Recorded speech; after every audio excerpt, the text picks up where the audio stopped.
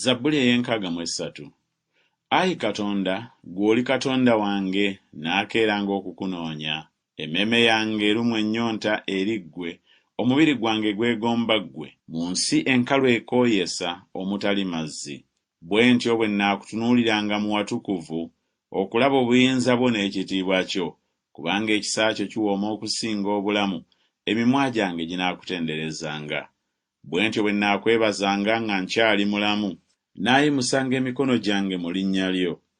Emmeeme yange enekkusibwanga ng'obusomyo n'amasavu, n'akamwa kange kanaakutenderezanga n'emimwa egisanyuka. Bwe nnaakujjukiranga ku kitanda kyange, bwe nnaakulowoolezanga mu bisimuka eby'ekiro, kubanga wabeera mubeezi wange, era mu kisiikirize eky'ebiwaawaatiro byo mwe nnaasanyukiranga. Emmeeme yange efuga okukugoberera, omukono gwo ogwa ddyo gumpanirira. Naye abo abanoonya emmeeme yange okugizikiriza baligenda wansi w'ettaka. Baliweebwayo eri amaanyi ag'ekitala, balibeera mugabo gwa bibe.